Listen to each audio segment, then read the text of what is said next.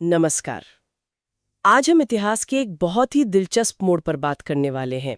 साल था 1916 और जगह थी लखनऊ। यहाँ कुछ ऐसा हुआ जिसने भारतीय राजनीति की दिशा कम से कम कुछ समय के लिए बदल दी। हम बात कर रहे हैं लखनऊ पैक्ट की, जब भारतीय राष्ट्रीय कांग्रेस और मुस्लिम लीग दोनों एक साथ आए। हमारी ये बातचीत लखनऊ पैक्ट, कांग्रेस और मुस्लिम लीग का मिलन नाम के एक लेख पर आधारित है। जी। और हमारा मकसद रहेगा कि हम इस समझौते के मुख्य बिंदु क्या थे, ये क्यों हुआ और इसका असर क्या रहा, इसे थोड़ा समझने की कोशिश करें। बिल्कुल, तो चलिए शुरू करते हैं।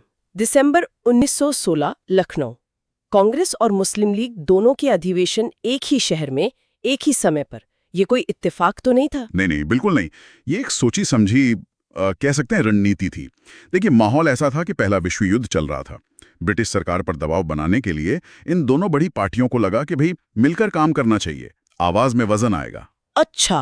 हाँ, तो उन्होंने ना सिर्फ अपने अपने लेवल पर संवैधानिक सुधारों के प्रस्ताव पास किए, बल्कि एक साझा कार्यक्रम, एक कॉमन एजेंडा बनाया और तय किया कि राजनीतिक मैदान में मिलकर काम करेंगे। इसी को लखनऊ पैक्ट या फिर कांग्रेस लीग योजना कहते हैं।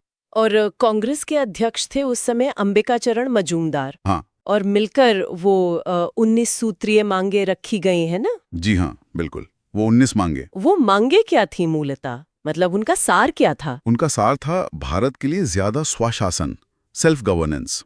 जैसे विधान परिषदों में भारतीयों की संख्या बढ़ाई जाए, जो एग्जीक्यूटिव है वो लेजिस्लेचर के प्रति ज्यादा जवाबदेह हो, जुडिशरी और एग्जीक्यूटिव अलग हों, इस तरह की बातें थीं। और सबसे अहम बात, जैसा आपने कहा, ये संयुक्त मांगे थीं, कांग्रेस और लीग दोनों की। ये अपने आप में एक बड़ी उपलब्धि थी उस वक्त। हाँ, ये वाकई दिलचस्प है क्योंकि ये लखनऊ अधिवेशन सिर्फ इसी कांग्रेस लीग समझौते के लिए ही याद नहीं किया जाता। एक और भी बड़ी बात हुई थी वहाँ, भी कहा जाता था। बिल्कुल। और दूसरी जो शायद उतनी ही महत्वपूर्ण बात थी, वो थी कांग्रेस के अपने घर की सुलह। अच्छा, आप गरम दल की वापसी की बात कर रहे हैं? जी। वो जो 1907 के सूरत अधिवेशन के बाद निकाल दिए गए थे। जी, वही। पूरे 9 साल बाद, 9 साल का वनवास एक तरह से। तिलक जी के नेतृत्व वाला जो गरम दल था, उग्रवादी धड़ा, वो वापस कांग्रेस में शामिल हुआ। और इसमें एनी बेसेंट और तिलक जी की भूमिका अहम रही। हाँ बिल्कुल, इन दोनों ने काफी कोशिशें की इस सुलह के लिए। तो सोचिए, एक तरफ कांग्रेस अंदरूनी तौर पर मजबूत हो रही थी और दूसरी तरफ मुस्लिम लीग के साथ हाथ मिला रही थी। इसने राजनीति में एक नया जोश भर दिया था उस समय। तो ये जो जोश था, ये जो एकता थी, ये कितनी चली? क्या ये वाकई गेम चेंजर साबित हुई? देखिए, गेम चेंजर तो थी, लेकिन शायद शॉर्ट टर्म के लिए। अगर हम इसे बड़ी तस्वीर में देखें तो हाँ, लखनऊ पैक्ट ने करीब 1916 से 1922 तक, आप कह सकते हैं, हिंदू मुस्लिम राजनीतिक सहयोग का एक दौर जरूर शुरू किया। कई आंदोलनों में, जैसे खिलाफत आंदोलन में भी ये एकता दिखी। लेकिन इसमें कोई लेकिन भी है? हाँ, लेकिन यह है कि इसे एक स्थायी, परमानेंट व्यवस्था समझना शायद ठीक नहीं होगा। ये एक तरह की अस्थायी व्यवस्था ही साबित हुई।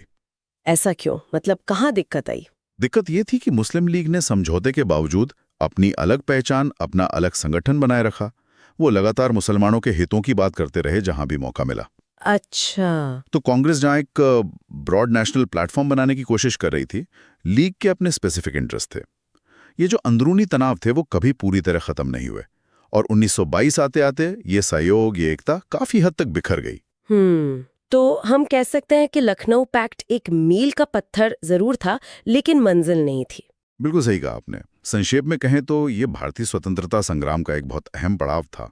इसने कुछ समय के लिए ही सही, दो बड़ी पार्टियों को और कांग्रेस के अपने अंदर के गुटों को एक साथ खड़ा कर दिया। और भले ये एकता टिकाऊ नहीं रही, इसने आगे की राजनीति पर, रणनीतियों पर, गठबंधनों पर गहरा असर डाला।